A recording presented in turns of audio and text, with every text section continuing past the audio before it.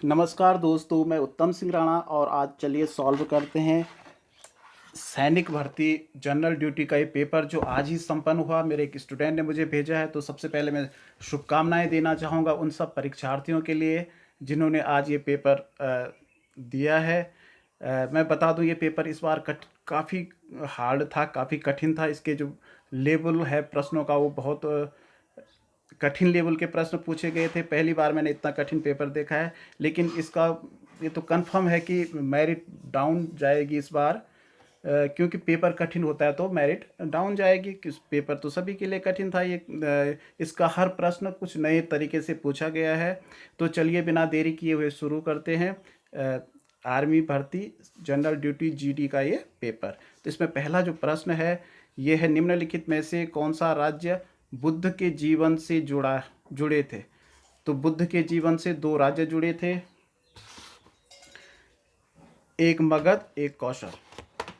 दूसरा प्रश्न है, किस बैंक का मुख्यालय मणिपुर और कर्नाटक। ये गलत लिखा हुआ है, यहाँ देखिए इंग्लिश में मणिपाल कर्नाटक, तो सिंडिकेट बैंक का मुख्यालय मणिपाल कर्नाटक में है। 1853 के शिकागो में होने वाली विश्व धार्मिक सभा में किसे एक प्रभावशाली हिंदू के रूप में सराहा गया।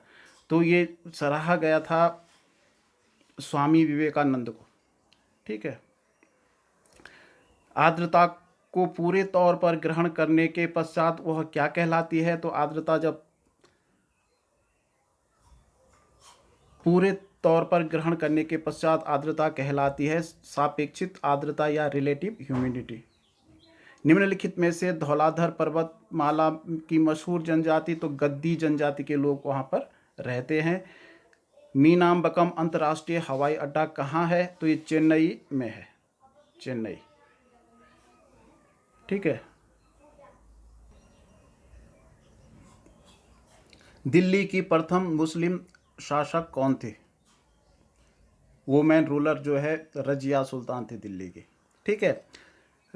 राज्यसभा की सदस्य का कार्यकाल कितने वर्षों का होता है। तो 6 वर्ष का होता है। अगला है, भारत की सबसे बड़ी सिंचाई नहर। तो जो सबसे लंबी नहर है वो इंदिरा गांधी नहर है। ये पूरे थार के मरुस्थल में के बहुत बड़े भाग को सिंचित करती है। तो कंपाला एक पारंपरिक भैंस दौड़ का आयोजन किस राज्य में होता है। तो ये कर्नाटका में होता है।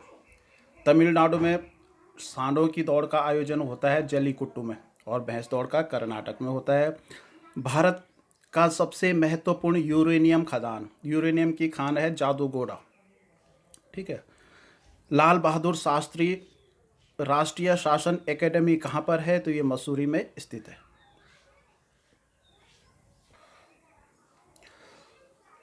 खासी एंड गारो, खासी और गारो जनजाति मुख्य रूप से रहती हैं। तो ये मेघालय में रहती हैं, क्योंकि मेघालय में जो चेरापूंजी शहर है उसके चारों तरफ, तीन तरफ से गारो, खासी और जयंतिया पहाड़ियां हैं। उन्हीं पहाड़ियों पर ये जनजाति के लोग रहते हैं।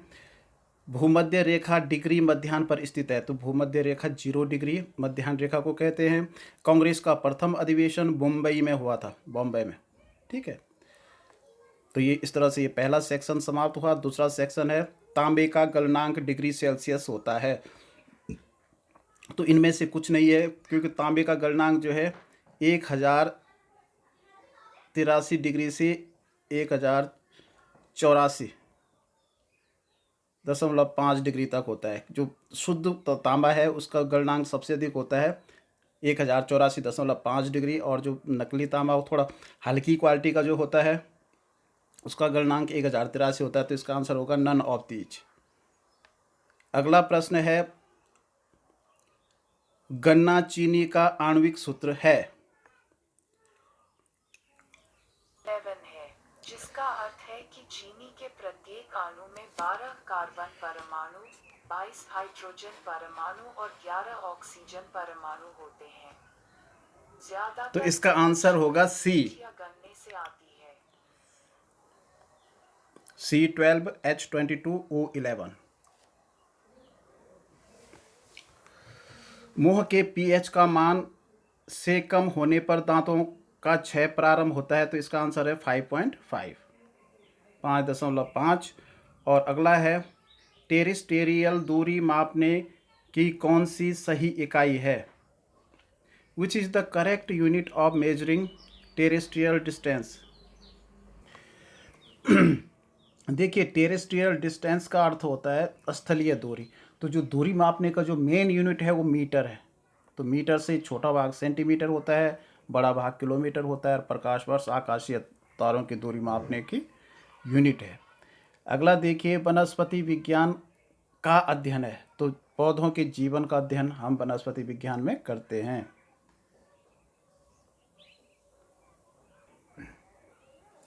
देखिए, अगला प्रश्न है, प्रकाश संश्लेषण में अधिकतम होता है तो लाल रोशनी में, रेड लाइट में सबसे अधिक होता है। Which is the following is primary fuel? प्रारंभिक ईंधन जो है कोयला है। Which among the following help is circulation of blood? इनमें से कौन सा रक्त संचार में सहायक है? तो ये लिम्फोसाइट्स हैं, सफेद रक्त कोशिकाएं। ठीक है।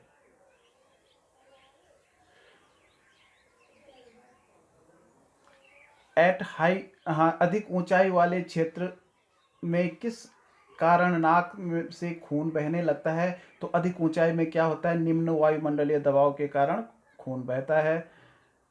Coronagraph is used for? Coronagraph का प्रयोग क्यों किया जाता है? तो ये है observing the photographing the sun's corona, सूर्य के कोरोना का अवलोकन करना और तस्वीरें खींचना। अगला है, आप वायु गतिशास्त्र से क्या समझते हैं? तो वायु गतिशास्त्र में जो अध्ययन किया जाता है वो हवा या गैस के प्रवाह में होने वाली हलचल। It is the science of movement in a flow of air और गैस। अगला है, हर्ट्ज इकाई है, तो ये फ्रीक्वेंसी की इकाई है, आवृत्ति की इकाई है। अगला है, which of the following is the first calculating device? इनमें से पहला गणना यंत्र अबेकस था। ठीक है। रिवॉल्वर का आविष्कार किसने किया? सैमुअल कोल्ट ने किया। निम्नलिखित में से किसे कृत्रिम बुद्धि का जनक माना जाता है? तो कृत्रिम बुद्धि के जनक माने जाते हैं जॉन मैकार्थी को।